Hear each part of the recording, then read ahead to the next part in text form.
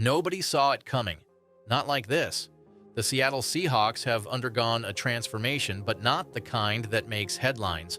While much of the NFL sleepwalks through the offseason, Seattle is operating with sharp focus, quiet urgency, and something far more potent than hype: intent. There's no noise, no drama, no viral clips of flashy drills. But inside that building, a new identity is being stitched together, one that might shock the NFC by the time the season kicks off. This isn't just about acquiring talent, it's about changing the tone of the entire franchise. From the coaching staff to the locker room, there's a sense of direction, belief. It's early, but the signs are real, and perhaps nowhere is that more visible than in how quickly this team is building chemistry. Clint Kubiak's offensive system is still being installed, yet players aren't stumbling through it. They're thriving in it. There's no second-guessing, no breakdowns, just energy, confidence, and execution. That's not typical in May, especially not when your quarterback, WR1, and coordinator are all new. But maybe that's the secret. This system isn't built around complexity. It's built around clarity, simplicity, trust. And the players aren't just learning it, they're responding to it. They're moving as one. And at the center of it all is a name few expected to see in this role: Sam Darnold. Yes, that's Sam Darnold.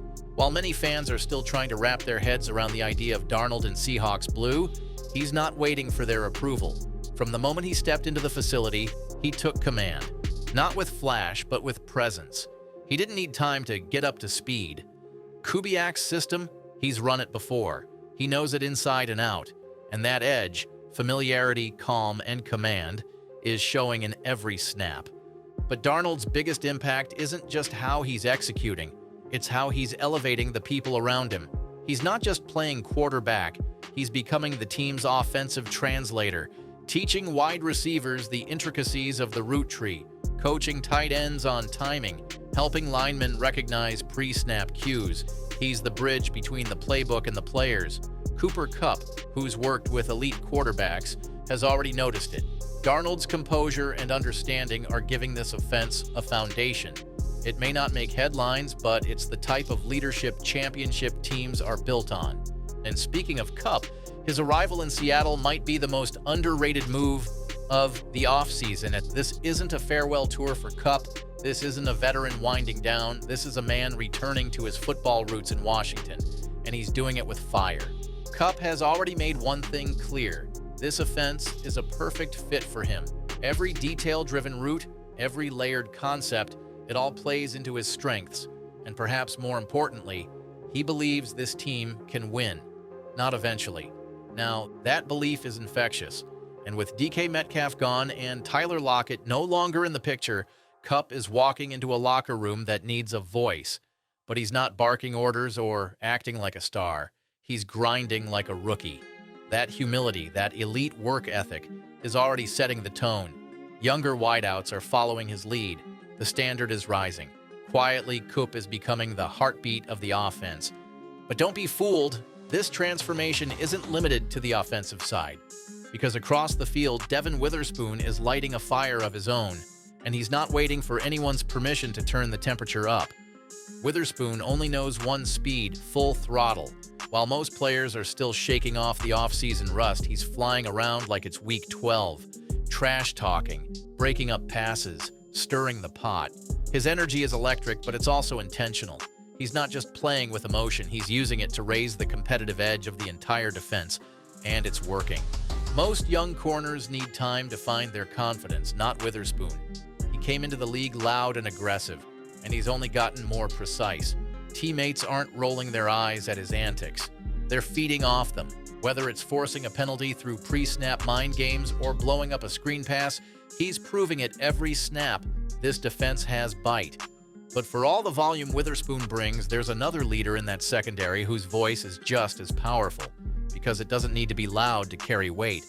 Julian Love might be the most vital presence in the Seahawks' defensive backfield. No fanfare, no ego. Just a veteran who shows up every day with focus and purpose. He's becoming the anchor, the calming influence who brings balance to a defense full of rising energy. Love leads by doing. Every representative, every drill, every meeting, And that's starting to show, especially with younger players like rookie safety Nick Emenwari watching his every move. Love isn't just a smart safety, he's a culture setter. The kind of presence who won't make the highlight reels, but without whom the entire unit falls apart. The Seahawks aren't just building talent, they're building identity. And Love is one of the cornerstones. While the Seahawks are getting steady leadership from veterans like Julian Love, not everyone on this roster has the luxury of time. For one defender, this offseason isn't just about improvement, it's about survival, and he knows exactly what's on the line. Riq Woolen enters his fourth season with two reputations battling for dominance. One is the freakish athlete with elite speed and game-changing potential. The other is the inconsistent defender whose flashes haven't always translated to reliable play. And now the window is narrowing. With a new coaching regime in place and his contract future hanging in the balance, Woolen is approaching OTAs like his career depends on it, because it might. But there's a shift happening in him. He's no longer chasing highlight reel moments. He's locking in on fundamentals, on trust, on chemistry, especially with new head coach Mike Macdonald, who brings a defensive vision built around discipline and cohesion. And the connection between the two is starting to click. If Woolen can pair his natural gifts with Macdonald's structure, he might finally make the leap from tantalizing prospect to cornerstone player. That kind of quiet evolution is happening elsewhere on the roster too, especially at one position where the tide may be turning faster than expected: tight end. Noah Fant was once considered a vital part of this offense, but now his future in Seattle is clouded. After 2 seasons with just 1 touchdown and steady, if uninspiring production, Fant's value is starting to be questioned, especially with a younger, hungrier player rising right behind him. Elijah Arroyo isn't just impressing coaches, he's changing the way Clint Kubiak is thinking about the offense. His blend of athleticism, physicality, and versatility is unlocking new wrinkles in the scheme.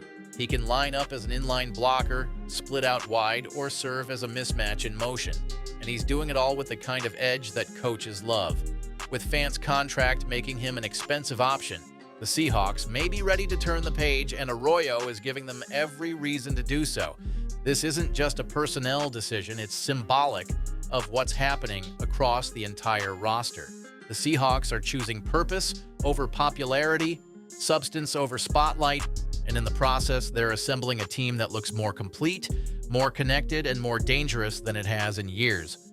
No noise, no hype, just a team sharpening itself in the shadows, ready to surprise everyone who wasn't paying attention.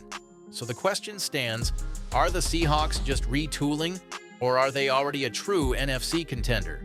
Which side of the ball holds more weight for you going into 2025?